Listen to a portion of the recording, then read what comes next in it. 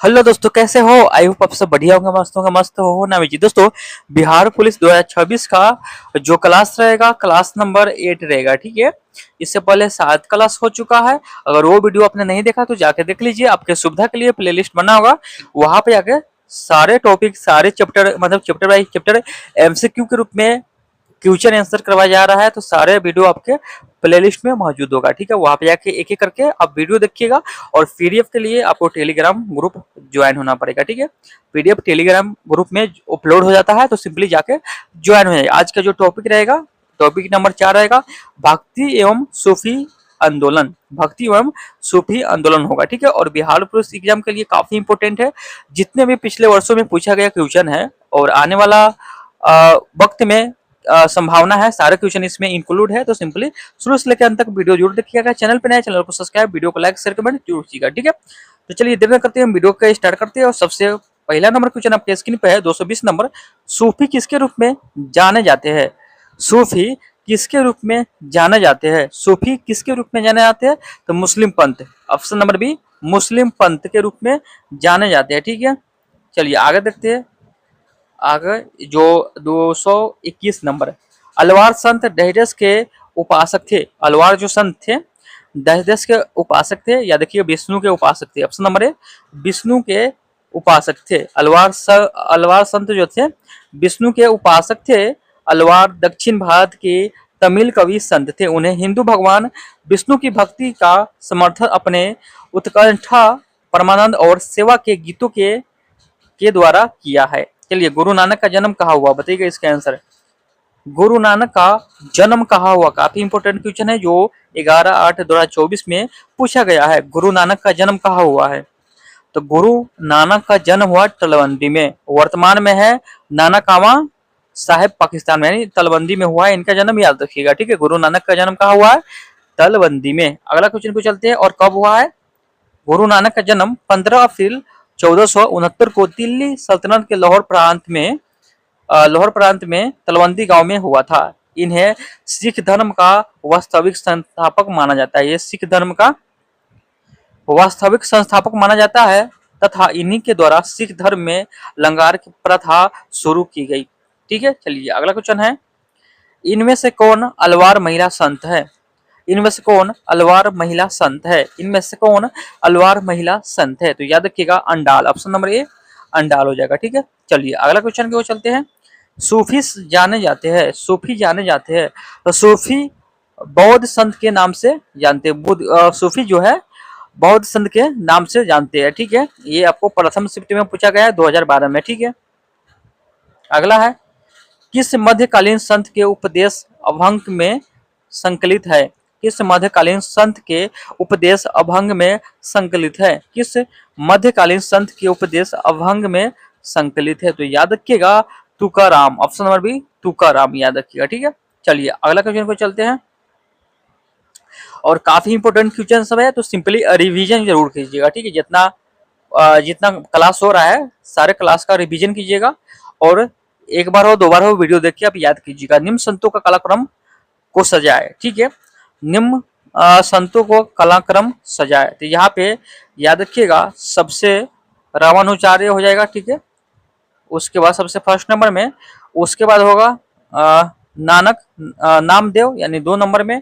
और 3 नंबर में होगा तुलसी, सॉरी यहाँ पे चैतन्य हो जाएगा। और 4 नंबर में ये होगा। ठीक है, ऑप्शन नंबर ए यहाँ पे सही हो जाएगा। चलिए अगला जो देखते हैं, रामानुजाचार्य 1017 से 1137 ईस्वी, नामदेव 1270 से 1350 ईस्वी, चैतन्य महाप्रभु 1486 से 1534 ईस्वी, तुलसीदास 1532 से 1623 ईस्वी, अंत कालक्रम होगा। ठीक है, चलिए यहाँ पे दिया गया है, सबसे पहले रामानुचार्य होगा, उसके बाद रामदेव होगा, चैतन्य और तुलसीदास होगा लास्ट में। शेख निजामुद्दीन औलिया की दरगाह कहाँ स्थित है? काफी इंपोर्टेंट क्वेश्चन है, इसको स्टार लगाइएगा।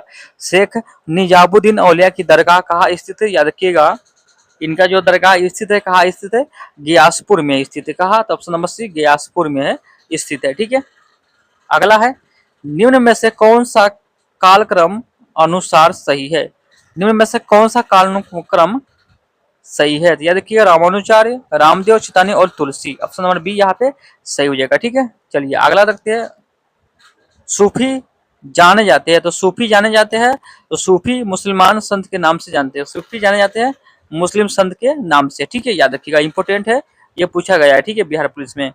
उत्तर भारत में भक्ति आंदोलन का आरंभ किस संत ने किया, बताइएगा। उत्तर भारत में भक्ति आंदोलन का आरंभ किस संत ने किया, तो याद रखिएगा रामानंद ने। ऑप्शन नंबर बी रामानंद हो जाएगा। ठीक है, अगला है, अगला जो टॉपिक रहेगा 5 नंबर, मुगल। 5 नंबर टॉपिक है मुगल स्थापत्य, मुगल कालीन साहित्य चित्रकला। इससे क्वेश्चन जो रहेगा, और 231 नंबर क्वेश्चन का आंसर बताइएगा। सबसे फर्स्ट नंबर क्वेश्चन है, मुगल साम्राज्य की राजधानी किसके द्वारा आगरा से दिल्ली स्थानांतरित की गई, तो याद रखिएगा शाहजहां के द्वारा। ऑप्शन नंबर सी शाहजहां के द्वारा दिल्ली से कहा हुआ, बताइएगा दिल्ली से कहा हुआ आगरा हो गया। ठीक है, आगरा से दिल्ली हुआ। ठीक है, आगरा से दिल्ली हुआ, तो ये परिवर्तन हुआ 1638 ईस्वी में हुआ था। ठीक है, चलिए अगला देखते हैं। अगला क्वेश्चन है कि झरोखा दर्शन डैश शुरू किया, झरोखा दर्शन डैश शुरू किया, याद रखिएगा अकबर के द्वारा ये शुरू हुआ। ठीक है, झरोखा, झरोखा दर्शन एक ऐतिहासिक परंपरा है जिसकी शुरुआत मुगल सम्राट अकबर ने की थी। यह एक शाही प्रथा थी जिससे सम्राट हर सुबह जनता को एक झरोखे के दर्शन देते थे। तो चलिए बताइएगा ताजमहल का निर्माण किसने करवाया, काफी इंपोर्टेंट है। ताजमहल का निर्माण किसने करवाया था, ताजमहल का निर्माण शाहजहां के द्वारा किया गया। ठीक है, ताजमहल का जो निर्माण शाहजहां के द्वारा हुआ, और अपनी पत्नी के लिए, ये पत्नी के यादगार के लिए ये ताजमहल का निर्माण हुआ। कब हुआ, 1631 ईस्वी में करवाया गया। 1631 ईस्वी में करवाया गया। मुमताज, उनका उनका जो तीसरी पत्नी का नाम है मुमताज, और मुमताज के याद में 1631 ईस्वी में करवाया गया। ये इंपॉर्टेंट है, ये भी, और ये भी याद रखिएगा। ठीक है, क्योंकि ये काफी बार पूछा जा चुका है। ठीक है, चलिए अगला जो क्वेश्चन है, जामा मस्जिद। जामा मस्जिद का निर्माण किसने करवाया, काफी इंपॉर्टेंट ये सब है। जामा मस्जिद का निर्माण किसने करवाया, जामा मस्जिद का निर्माण शाहजहां ने करवाया। जामा मस्जिद का निर्माण किसने करवाया, शाहजहां ने करवाया। चलिए अगला क्वेश्चन की देखते हैं। किस इतिहासकार ने अकबर द्वारा प्रतिपादित दिन ए इलाही को एक धर्म कहा, किस इतिहासकार ने अकबर द्वारा प्रतिपादित दिन ए इलाही, दिन ए इलाही जो है वो अकबर का है, तो किसने बोला ये एक धर्म है, किसने बोला था ये धर्म है, बताइएगा। 235 का आंसर बताइएगा, किसने बोला था कि ये क्या है, धर्म है, तो किसने बोला था। चलिए देखते हैं यहाँ पे, अकबर द्वारा प्रतिपादित दिन ए इलाही को एक धर्म कहने वाला इतिहासकार कौन है, अब्दुल फजल था। अब्दुल फजल ने दीन ए इलाही को एक धर्म बताया। ठीक है, चलिए आगे देखते हैं। मुगल काल का पतन शुरू हुआ, मुगल काल का पतन शुरू हुआ, तो मुगल काल का जो पतन हुआ प्रागैतिहासिक काल से हुआ। ठीक है, ऑप्शन नंबर डी मतलब प्रागैतिहासिक काल से मुगल काल का पतन शुरू होने लगा। ठीक है, चलिए अगला है, मुगल मेवाड़ संधि कब हुआ, मुगल मेवाड़ संधि कब हुआ, याद रखिए 1615 ईस्वी में। ऑप्शन नंबर बी 1615 ईस्वी में। चलिए अगला है, ताजमहल का वास्तुकार कौन था, काफी इंपोर्टेंट क्वेश्चन है।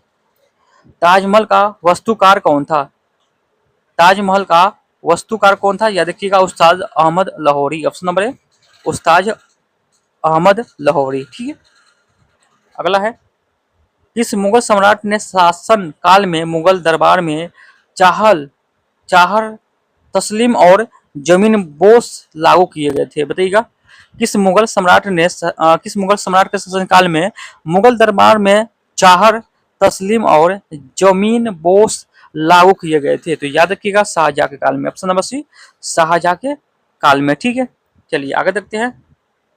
निम्नलिखित में से कौन सा अकबर के काल का भूमि का वर्गीकरण नहीं है, निम्नलिखित में से कौन सा अकबर के काल का भूमि का वर्गीकरण नहीं है, तो याद रखिएगा जरिया। ऑप्शन नंबर डी जरिया। ठीक है, आगे देखते हैं। जहाआरा द्वारा लिखित शेख मोदीन चिश्ती की जीवनी है, जहाआरा द्वारा लिखित शेख मोदीन चिश्ती की जीवनी है, क्या हो जाएगा, मुहसिन अल अरवा। ऑप्शन नंबर है मुनीस अल अरवा, याद रखिएगा। चलिए आगे है, मुगल काल में डेरस उत्तर पश्चिम भारत का एक महत्वपूर्ण हस्तशिल्प उत्पादन और वितरण केंद्र था। तो याद किया लाहौर हो जाएगा, ऑप्शन नंबर सी लाहौर हो जाएगा। ठीक है, अगला क्वेश्चन, निम्नलिखित में से कौन सा विकल्प ऐतिहासिक कालानुक्रम रूप से ठीक है? निम्नलिखित में से कौन सा विकल्प ऐतिहासिक कालानुक्रम रूप से ठीक है? बताइएगा 243 के आंसर क्या होगा? याद रखिएगा option number C Humayun, Akbar, Jahangir और शाहजहां हो जाएगा। ठीक है, याद रखिएगा। अकबर का मकबरा कहाँ स्थित है? काफी इंपोर्टेंट है। अकबर का मकबरा कहाँ स्थित है? अकबर का मकबरा कहाँ स्थित है? याद रखिएगा सिकंदरा में, ऑप्शन नंबर डी सिकंदरा में स्थित है। याद रखिएगा अकबर का मकबरा जो आगरा के निकट सिकंदरा में स्थित है, यह मुगल साम्राज्य का महान शासक था। कौन? तो अकबर, जिसका कार्यकाल 1556 से 1605 ईस्वी तक रहा। चलिए इंपोर्टेंट आ गया, पानीपत का जो युद्ध हुआ था बताइएगा। पानीपत का जो युद्ध हुआ था किसके बीच हुआ था? ये बिहार पुलिस के एग्जाम में बार बार पूछा जाता है। युद्ध यानी पानीपत का जो युद्ध हुआ था, प्रथम युद्ध, द्वितीय युद्ध, मतलब सारे युद्ध पूछा जाता है और किसके किसके बीच में हुआ था ये याद रखिएगा आप। ठीक है, चलिए पानीपत का जो प्रथम युद्ध हुआ था 1526 में हुआ था, तो किसके बीच हुआ था ये पूछ रहा था। याद रखिएगा बाबर और इब्राहिम लोदी के बीच हुआ था। बाबर और इब्राहिम लोदी के बीच हुआ था पानीपत का प्रथम युद्ध। याद रखिएगा 21 अप्रैल 1526 ईस्वी को इब्राहिम लोदी और बाबर के मध्य पानीपत के मैदान में हुआ, जिसमें बाबर विजयी हुई और इब्राहिम लोदी युद्ध के दौरान मारा गया। बाबर के इस युद्ध में विजयी होने के परिणाम स्वरूप भारत में मुगल साम्राज्य की स्थापना हुई। इब्राहिम लोदी मध्यकाल का प्रथम शासक था जो युद्ध स्थल में मारा गया। चलिए आगे देखते हैं। हेमू को किसने हराया? 246 नंबर क्वेश्चन है। हेमू को किसने हराया? बताइएगा इसका आंसर क्या होगा? याद रखिएगा अकबर ने, ऑप्शन नंबर बी अकबर ने हराया। ठीक है, अगला, और पानीपत की जो दूसरी लड़ाई हुआ था 5 नवंबर 1556 में। 5 नवंबर 1556 में हुआ था पानीपत की दूसरी लड़ाई, ये भी आपको याद रखना है। ठीक है, और अकबर और हेमू के बीच हुई थी। किसके बीच हुआ था? अकबर और हेमू के बीच हुई थी, जिसमें अकबर की विजयी हुई। इस युद्ध के समय अकबर मात्र 14 वर्ष का ही था। बैरम खां ने इस युद्ध में अपनी विशेष भूमिका अदा की। चलिए अगला है, दिन ए इलाही किसने शुरू किया? काफी इंपोर्टेंट है, दिन ए इलाही किसने शुरू किया? तो दीन ए इलाही किसने शुरू किया? अकबर ने शुरू किया। ऑप्शन नंबर सी अकबर में शुरू किया दीन ए इलाही। ठीक है, याद रखिएगा। ठीक, चलिए अगला क्वेश्चन को चलते हैं।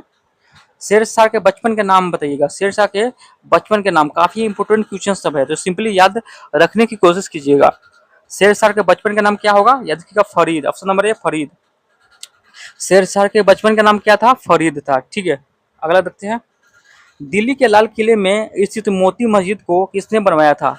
दिल्ली के लाल किले में स्थित मोती मस्जिद को किसने बनवाया था बताइएगा। ये काफी इंपोर्टेंट है, याद रखिएगा औरंगजेब हो जाएगा। ऑप्शन नंबर बी औरंगजेब हो जाएगा। ठीक है, अगला क्वेश्चन, बुलंद दरवाजा निम्नलिखित में से कहा है? बुलंद दरवाजा निम्नलिखित में से कहा है? 250 का आंसर बताइएगा। बुलंद दरवाजा निम्नलिखित में से कहा है? तो याद रखिएगा Fatehpur Sikri, option number C Fatehpur Sikri में है। ठीक है, याद रखिएगा। चलिए अगला क्वेश्चन, रजमनामा फारसी में अनुवाद था, बताइएगा। रजमनामा फारसी में अनुवाद था, याद रखिएगा महाभारत का। काफी इंपोर्टेंट क्वेश्चन है और ये बिहार दरोगा में पूछा गया है। ठीक है, और बिहार पुलिस में भी ये पूछे जाने की संभावना है।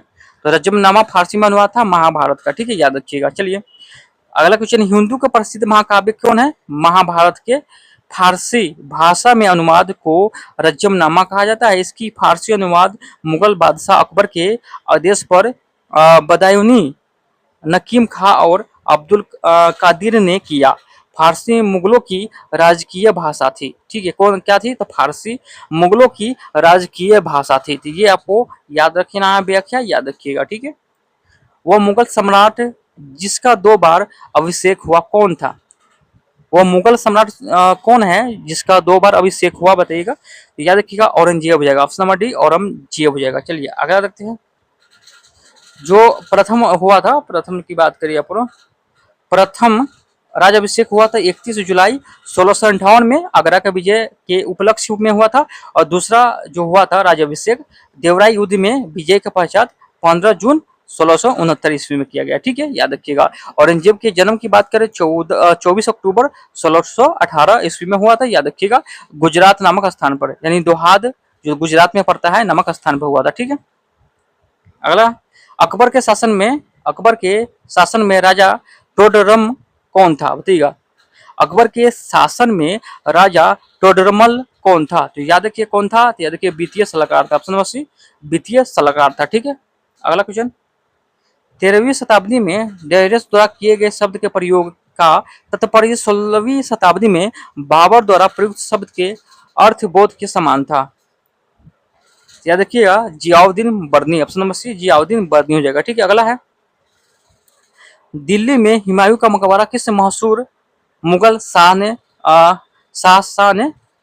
ने बनवाया था, बताइएगा।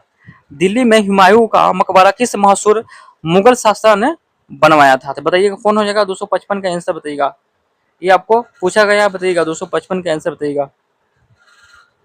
तो याद रखिएगा दिल्ली में हुमायूं का मकबरा शाह अकबर के काल में हुमायूं की पत्नी हमीदा बानो बेगम ने बनवाया था। हमीदा, इसका आंसर की बात करिए कौन हो जाएगा, ऑप्शन नंबर ए हो जाएगा। चलिए, ऑप्शन नंबर ए यानी अकबर यहाँ पे सही हो जाएगा, ठीक है। अगला देखते हैं, मुगल वंश की स्थापना भारत में हुई। मुगल वंश की स्थापना भारत में कब हुआ, मुगल वंश की स्थापना भारत में हुआ था 1526 में, ऑप्शन नंबर बी 1526 में, काफी इंपोर्टेंट है, याद रखिएगा। गुलबदन बेगम ने किसके कहने पर हुमायूंनामा लिखा था, गुलबदन बेगम ने किसके कहने पर हुमायूंनामा लिखा था, बताइएगा। याद रखिएगा अकबर के कहने पर, ऑप्शन नंबर बी अकबर के कहने पर, ठीक है। अगला क्वेश्चन, अकबर के 1567 ईस्वी में चित्तौड़ आक्रमण के समय वहां का शासक कौन था, अकबर के 1567 ईस्वी में चित्तौड़ आक्रमण के समय वहां का शासक कौन था, तो याद रखिएगा उदय सिंह, ऑप्शन नंबर सी उदय सिंह था, ठीक है, याद रखिएगा। अगला है, शेरशाह का मकबरा स्थित है, शेरशाह का मकबरा स्थित है कहाँ है, बताइएगा, इंपोर्टेंट क्वेश्चन है, इसको स्टार लगाइएगा। शेरशाह का मकबरा कहाँ स्थित है, तो याद रखिएगा सासाराम में, ऑप्शन नंबर बी सासाराम में। चलिए अगला देखते हैं, हमीदा बानो बेगम डेरेस की माँ थी, हमीदा बानो बेगम डेरेस की माँ थी सम्राट अकबर के, ऑप्शन नंबर बी सम्राट अकबर के, ठीक है। किस मुगल शासक ने शाहू को मुक्त किया था, किस मुगल शासक ने शाहू को मुक्त किया था, तो याद रखिएगा कौन, मुअज्जम, याद रखिएगा। अगला क्वेश्चन है, मुगल और मेवाड़ के बीच संधि कब हुई, मुगलों और मेवाड़ के बीच संधि कब हुई, बताइएगा। याद रखिएगा 1615 ईस्वी में, 1615 ईस्वी में। चलिए अगला देखते हैं, ताजमहल के लिए पत्थर कहाँ से लाया गया था, ताजमहल के लिए पत्थर कहाँ से लाया गया था, ताजमहल के लिए पत्थर कहाँ से लाया गया था, याद रखिएगा मकराना से, ऑप्शन नंबर डी मकराना से, इंपोर्टेंट है, याद रखिएगा, ठीक है। सुलह ए कुल की नीति किसने अपनाया था, सुलह ए कुल की नीति किसने अपनाया था, बताइएगा। याद रखिए अकबर ने, ऑप्शन नंबर डी अकबर ने, ठीक है। अगला क्वेश्चन, पानीपत का तीसरा युद्ध किसके बीच हुआ था, पानीपत का तीसरा युद्ध किसके बीच हुआ था, बताइएगा। पानीपत का तीसरा युद्ध किसके बीच हुआ था, और काफी इंपोर्टेंट है, पहला दूसरा ये सारे याद रखिएगा, इसलिए हम व्याख्या देखते हैं, ठीक है। पानीपत का जो प्रथम युद्ध हुआ था कब हुआ था, 21 अप्रैल 1526 में, जो बाबर तथा इमरान लोदी के बीच लड़ा गया था, ये इंपोर्टेंट है, याद रखिएगा, इसलिए ये काफी बार पूछा जाता है, और आने वाला वैकेंसी में पूछे जाने की संभावना है 100%, ठीक है। तो पानीपत का जो प्रथम युद्ध हुआ था 21 अप्रैल 1526 में बाबर तथा इमरान लोदी के बीच हुआ था, ठीक है। इस युद्ध में भारत में मुगल साम्राज्य की नींव पड़ी, इस युद्ध के बाद भारत में मुगल साम्राज्य की नींव पड़ी। चलिए दूसरा देख लेते हैं। पहला तो आप याद कर लीजिएगा, पानीपत का जो युद्ध हुआ था 1526 में हुआ था, 21 अप्रैल 1526 में बाबर तथा इमरान लोदी के बीच हुआ था। और दूसरा की बात करें, ये दूसरा यहाँ पे है, पानीपत का दूसरा युद्ध 5 नवंबर 1556 में हिमू तथा अकबर के बीच लड़ा गया था, हिमू तथा अकबर के बीच लड़ा गया था, जिसमें अकबर जो था वो 14 साल के था। व्याख्या में दिया हुआ था कि अकबर जो उस समय में था 14 साल का था और अकबर विजयी हुआ था, ठीक है। और पानीपत की तीसरी लड़ाई की बात करें, तीसरी युद्ध 14 जनवरी 1761 को अफगानों तथा मराठों के बीच लड़ा गया था, ठीक है। ये आपको तीनों जो पानीपत का है, प्रथम द्वितीय और तृतीय, वो तीनों याद रखिएगा, और किसके किसके बीच लड़ा गया था ये भी आपको याद रखना है, और डेट भी याद रखना है, ठीक है। अगला क्वेश्चन है, निम्नलिखित में से किस मुगल बादशाह द्वारा बुरहान उल मुल्क की उपाधि प्रदान की गई, बताइएगा। या देखिएगा शहादत खान, ऑप्शन नंबर है शहादत खान। चलिए आगे चलते हैं। मुगल दरबार में प्रमुख चित्रकार कौन था? मुगल दरबार में प्रमुख चित्रकार कौन था जिसके नेतृत्व में अकबर ने चित्रकला एक पृथक विभाग स्थापित किया? या देखिएगा कौन हो जाएगा, अब्दुल समद, ऑप्शन नंबर ये यहाँ पे सही हो जाएगा। चलिए अगला देखते हैं। किसके काल में चांदी के लालली सिक्के का निर्माण किया? किसके काल में चांदी के जलाली सिक्के का निर्माण किया? किसके काल में चांदी के जलाली सिक्के का निर्माण किया? या देखिए अकबर के समय में, ऑप्शन नंबर बी अकबर के समय में, ठीक है। जहांगीर के शासनकाल में निम्नलिखित में से किस चित्रकार को नादिर उल उसर के किताब से नवाजा गया, बताइएगा। 269 के आंसर की बात करें, ऑप्शन नंबर डी उस्ताद मंसूर, ऑप्शन नंबर डी यहाँ पे सही हो जाएगा, ठीक है। चलिए आगे देखते हैं। मुगल शासक में मांसबदारी प्रणाली का परिवर्तन डायरस के द्वारा किया गया, बताइएगा। या देखिएगा अकबर के द्वारा किया गया, ऑप्शन नंबर बी यहाँ पे सही हो जाएगा। अगला है, चलिए यहाँ पे जो महत्वपूर्ण यहाँ पे है कुछ महत्वपूर्ण कार्य है। दास प्रथा का अंत जो हुआ था 1562 में हुआ था। तीर्थ यात्रा की समाप्ति हुआ था 1563 में। जजिया कर समाप्ति इंपोर्टेंट है, ये सब आपको याद रखना है। जजिया कर समाप्ति 1564 में और दास प्रथा भी इंपोर्टेंट है, याद रखिएगा 1562 में। इबादत खाने की स्थापना 1575 में और महाजान की घोषणा 1589 में, सॉरी 69 में। दीन इलाही की स्थापना कब हुआ? 1582 में। और कथी है इलाही समोद की शुरुआत 1583 में। ये कुछ है, याद रखिएगा, ठीक है। मुगल काल में सर्वाधिक मनसबदारी किसके शासनकाल में थे? मुगल काल में सर्वाधिक मनसबदारी किसके शासनकाल में थे? तो याद रखिएगा औरंगजेब के काल में, ऑप्शन नंबर ए औरंगजेब के काल में। यहाँ पे कांस्टेबल और फायरमैन के एग्जाम में पूछा गया है। चलिए आगे देखते हैं। पानीपत के तीसरे युद्ध में कौन सा मुगल बादशाह मराठों के संरक्षण में आया गया था? कौन हो जाएगा? पानीपत के तीसरे युद्ध में कौन सा मुगल बादशाह मराठों के संरक्षण में आ गया था? तो किया शाह आलम, ऑप्शन नंबर ए शाह आलम हो जाएगा, ठीक है। अगला क्वेश्चन को चलते हैं। अगला क्वेश्चन जो है आपके स्क्रीन में बताइएगा, इसका आंसर क्या होगा। 200 कितना होगा यहाँ पे? 272, तो 273 यहाँ पे होगा, ठीक है। आइए 273 में है, चगताई तुर्क शासक भारत में किस नाम से जाना जाता है? चगताई तुर्क शासक भारत में किस नाम से जाना जाता है? तो याद रखिएगा Mughal, option number C Mughal के नाम से जानते हैं, ठीक है। अगला क्वेश्चन, मर्जी गालिब किस सम्राट के समय थे में, मतलब मिर्जा गालिब किस सम्राट के समय में थे? तो याद रखिएगा बहादुर शाह द्वितीय, option number B Bahadur Shah द्वितीय। अगला है, असम चटगांव पूर्वोत्तर भागों पर विजय प्राप्त करने वाला मुस्लिम मुगल सेनापति कौन था? तो याद रखिएगा मीर जुमला। चलिए अगला देखते हैं। जयपुर शहर का संस्थापक कौन है? जयपुर शहर का संस्थापक कौन है? जयपुर शहर का संस्थापक कौन है? राजा सवाई जय सिंह, राजा सवाई जय सिंह। अगला है,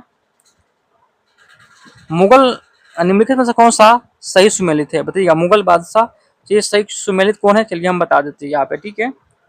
Akbar, Ralph Fitch, Jahangir, William Hawkins, Thomas Roe और शाहजहां, पीटर मुंडी, फ्रांसीसी वर्नियर, औरंगजेब, निकलाओ मोची। चलिए मुगल काल का पतन शुरू हुआ, मुगल काल का जो पतन शुरू हुआ वो आधुनिक काल से हुआ, ठीक है। औरंगजेब की मृत्यु पश्चात किस नेता के नेतृत्व में जाट काफी शक्तिशाली हुई? औरंगजेब की मृत्यु के पश्चात किस नेता के नेतृत्व में जाट काफी शक्तिशाली हुई थी? याद रखिएगा Churaman, option number D C Churaman. अगला क्वेश्चन, गलीब थे, गलीब क्या थे? तो याद रखिएगा कवि थे, गलीब कवि थे। अगला है, चौसा की लड़ाई में शेरशाह ने किसको हराया था? चौसा की लड़ाई में शेरशाह ने किसको हराया था? याद रखिएगा हुमायूं को, ऑप्शन नंबर डी हुमायूं को लगा। चौसा का युद्ध 1539 में हुआ था, काफी इंपोर्टेंट है चौसा का युद्ध। चौसा का युद्ध 1539 में हुआ था, शेरशाह और हुमायूं के बीच लड़ा गया था। हुमायूं पराजित हुआ था। शेरशाह ने इस युद्ध के पश्चात अल सुल्तान आदिल या शेरशाह की उपाधि धारण की, ठीक है। और अगला टॉपिक है 6 नंबर, जो 6 नंबर है सिख धर्म। सिख धर्म जो हम अगले वीडियो में देखेंगे। तब तक के लिए यही पे हम वीडियो को समाप्त करते हैं। अच्छा लगा तो वीडियो को लाइक शेयर कमेंट जरूर कीजिएगा, और इससे पिछले जितने भी वीडियो है आप जरूर देखिएगा, काफी इंपोर्टेंट क्वेश्चन है, एक बार हो दो बार हो वीडियो देख के याद कर लीजिएगा। और रिवीजन के लिए हम प्लेलिस्ट भी बना दिए हैं, सिंपली जाइएगा और रिवीजन कीजिएगा, और पीडीएफ अभी हम दे देते हैं रिवीजन के लिए। और हो सके तो महामैराथन भी आएगा पूरा बुक का। तो चलिए फिर एक नए वीडियो के साथ मिलेंगे, तब तक के लिए जय हिंद जय भारत।